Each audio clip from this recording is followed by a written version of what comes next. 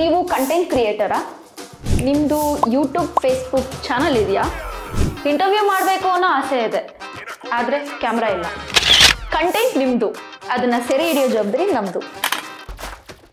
ಒಂದು ಕಾಲ್ ಮಾಡಿ, ನಾವು ಬಂದು ಶೂಟ್ ಮಾಡಿಕೊಡ್ತೀವಿ.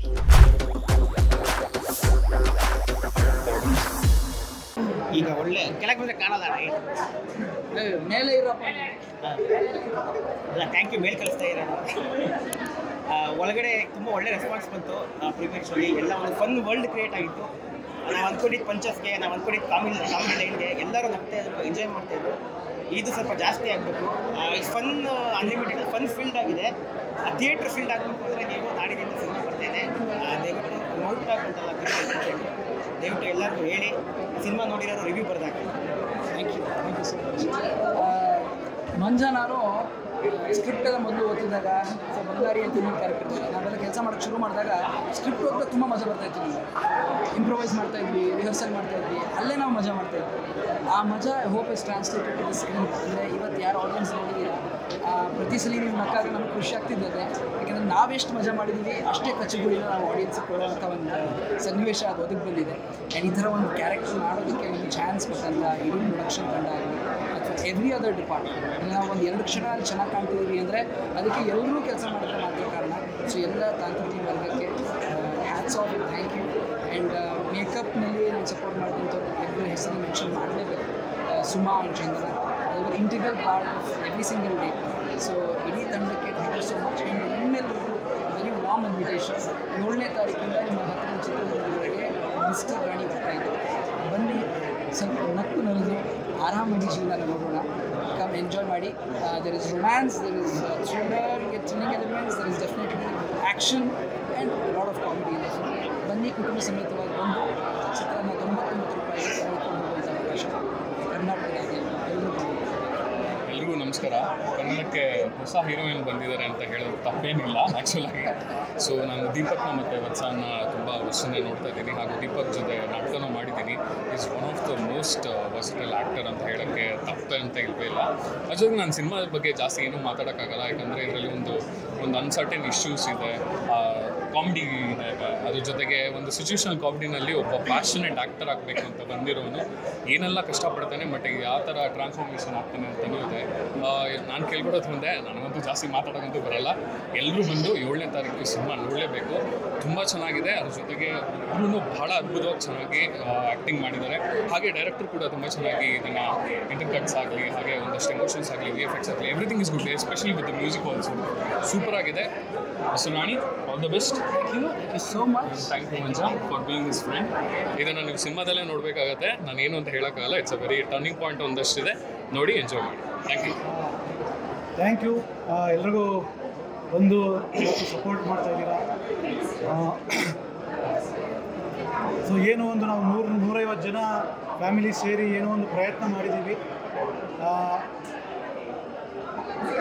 ಒಂದು ಕಾಮಿಡಿ ಹಿನ್ನೆಲೆನಲ್ಲೇ ಎಲ್ರಿಗೂ ಒಂದು ರೀಚ್ ಆಗುವಂಥ ಸಿನಿಮಾ. ಅಂದರೆ ಯಾವ ಥರ ಅಂತಂದರೆ, ಈಗ ನಾನು ಅರ್ಥ ಮಾಡ್ಕೊಂಡಿದ್ದೀನಿ ಅಂತಂದರೆ, ನಮ್ಮ ಫಿಲಮ್ ಇಂಡಸ್ಟ್ರಿಗೆ ಬರೋರು ತುಂಬ ಜನ ನೋಡಿದ್ದೀನಿ. ಎಲ್ಲರೂ ಇಲ್ಲಿ ಹೀರೋ ಆಗಬೇಕು ಅಂತ ಬರ್ತಾರೆ. ಆದರೆ ಏನೇನೋ ಕಾರಣಗಳಗಡೆ ಎಷ್ಟೊಂದು ಜನ ಕ್ಯಾಮ್ರಾಮನ್ ಆಗಿದ್ದಾರೆ, ಲೈಟ್ ಬಾಯ್ ಆಗಿದ್ದಾರೆ, ಎಷ್ಟೊಂದು ಜನ ಬೇರೆ ಬೇರೆ ಎಡಿಟ್ರಿಗಳಾಗಿದ್ದಾರೆ.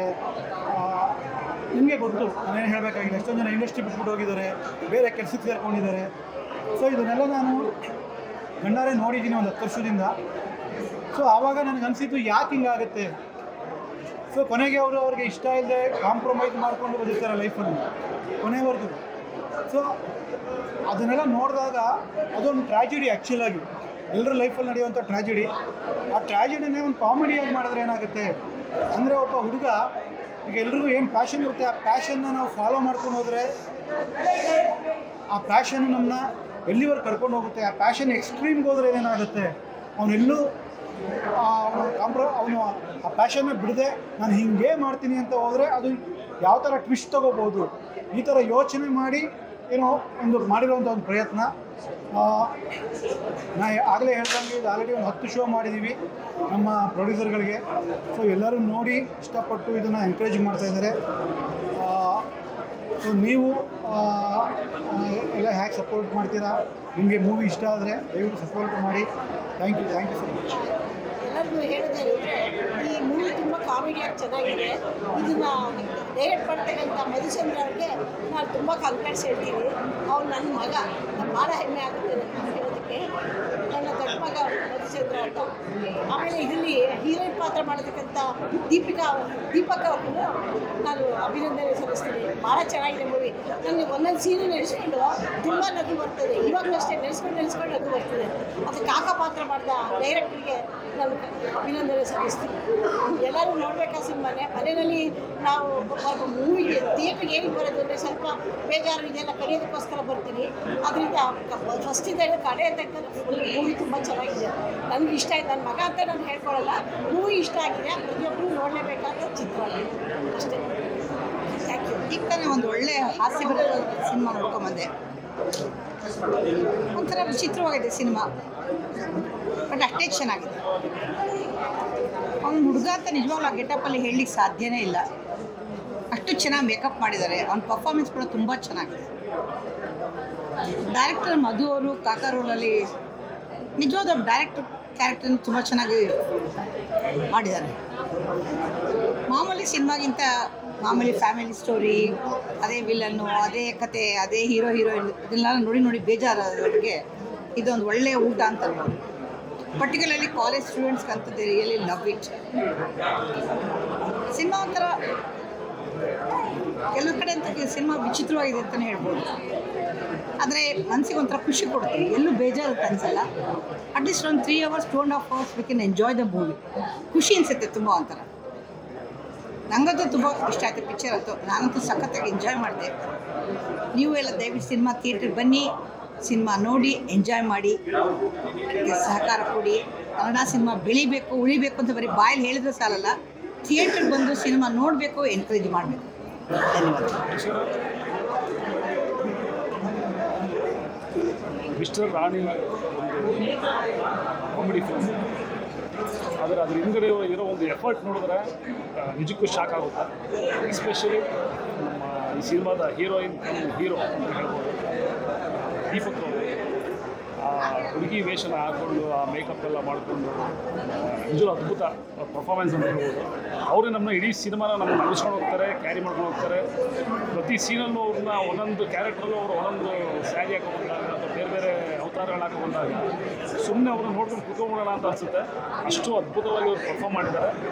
ಸೊ ಅವರಿಂದಲೇ ಒಂದು ಮಿಸ್ಟರ್ ರಾಣಿಗೆ ಒಂದು ಕಳೆ ಬಂದಿದೆ. ನಿಜವಾಗ್ಲೂ ಕನ್ನಡ ಇಂಡಸ್ಟ್ರಿಗೆ ಒಂದು ಹೀರೋಯಿನ್ ಬರ ಇದೆ. ಅದನ್ನು ದೀಪಕ್ ತುಂಬ್ತಾರೆ ಅಂತ ಅನಿಸಿದೆ ನಿಜವಾಗ್ಲೂ ನನಗೆ. ಹಾಗೆ ಸಿನಿಮಾ ಬಗ್ಗೆ ಹೇಳ್ಬೇಕು ಅಂದರೆ ಒಂದು ಒಳ್ಳೆ ಮನೋರಂಜನೆ ಇರುವಂಥ ಒಂದು ಸಿನಿಮಾ ಇದು. ಡೆಫಿನೆಟ್ಲಿ ಫ್ಯಾಮಿಲಿಗೆ ತುಂಬ ಇಷ್ಟ ಆಗುತ್ತೆ. ಒಂದು ಸ್ಲ್ಯಾಪ್ಸ್ಟಿಕ್ ಕಾಮಿಡಿ ಟ್ರೈ ಮಾಡಿರುವಂಥ ಸಿನಿಮಾ. ನೀವು ಬೇರೆ ಲ್ಯಾಂಗ್ವೇಜಲ್ಲೆಲ್ಲ ನೋಡಿರ್ತೀರ, ಆ ಥರ ಬೇರೆ ಥರದ ಸಿನಿಮಾ ನೋಡ್ತೀರ. ಕನ್ನಡದಲ್ಲಿ ಒಂದು ಹೊಸ ಪ್ರಯತ್ನ, ಅದು ಒಂದು ಹೊಸ ಟೀಮ್ ಮಾಡಿದೆ. ಸೊ ಟಿಕೆಟ್ ಕೂಡ 19 ರೂಪೀಸ್ ಇಟ್ಟಿದ್ದಾರೆ. ದಯವಿಟ್ಟು ಇದನ್ನು ಕನ್ನಡ ಪ್ರೇಕ್ಷಕರು ಬಂದು ಇದನ್ನು ಆಶೀರ್ವಾದ ಮಾಡಬೇಕು, ನೋಡಬೇಕು ಸಿನಿಮಾನ. ಯಂಗ್ ಟ್ಯಾಲೆಂಟ್ಗಳನ್ನ ಸಪೋರ್ಟ್ ಮಾಡಬೇಕು. ದೀಪಕ್ ಅಂತವರು ಅಸೆಟ್ ಕನ್ನಡ ಇಂಡಸ್ಟ್ರಿಗೆ ಅಂತ ಹೇಳಿ ಇಷ್ಟಪಡ್ತೀನಿ. ಹಾಗೆ ಈ ಸಿನಿಮಾದ ನಿರ್ದೇಶಕರು ಹೊಸ ಪ್ರಯತ್ನ, ಹೊಸ ಕಾನ್ಸೆಪ್ಟ್ನ ತೆರೆ ಮೇಲೆ ತರ್ತಾ ಇದ್ದಾರೆ. ಅವರೆಲ್ಲ ನಾವು ಸಪೋರ್ಟ್ ಮಾಡಬೇಕು ಅಂತ ಹೇಳ್ಕೊತೀನಿ. ದಯವಿಟ್ಟು ರಾಣಿನ ವಾಚ್ ಮಾಡಿ. ಎಲ್ಲರಿಗೂ ನಮಸ್ಕಾರ. ನಾನು ಋತ್ವಿಕ್ ಮುರಳೀಧರ್. ಈ ಸಿನಿಮಾದ ಬ್ಯಾಕ್ಗ್ರೌಂಡ್ ಸ್ಕೋರ್ ಮತ್ತು ಒಂದು ಸಾಂಗ್ ಮಾಡಿದ್ದೀನಿ. ಈಗ ಜಸ್ಟ್ ನಾವು ಪ್ರೀಮಿಯರ್ ಶೋ ಮುಗಿಸಿದ್ವಿ. ರೆಸ್ಪಾನ್ಸ್ ತುಂಬ ಚೆನ್ನಾಗಿದೆ. ಕಾಮಿಡಿನ ಎಲ್ಲರೂ ಇಷ್ಟಪಡ್ತಾ ಇದ್ದಾರೆ. ಫ್ರೈಡೆಯಿಂದ ಸಿನಿಮಾ ಥಿಯೇಟರ್ಸಲ್ಲಿರುತ್ತೆ. ಜಸ್ಟ್ ಫಾರ್ 99 ರೂಪೀಸ್ ಟಿಕೆಟ್ಗೆ ಬಿಟ್ಟಿದ್ದಾರೆ ಫಿಲಮ್ನ. So I think it's high time ಇಂಥ ಕಂಟೆಂಟ್ ಸಿನಿಮಾಗಳಿಗೆ ನಮ್ಮ ಸಪೋರ್ಟ್ ಬೇಕು. And thank you for such a wonderful response.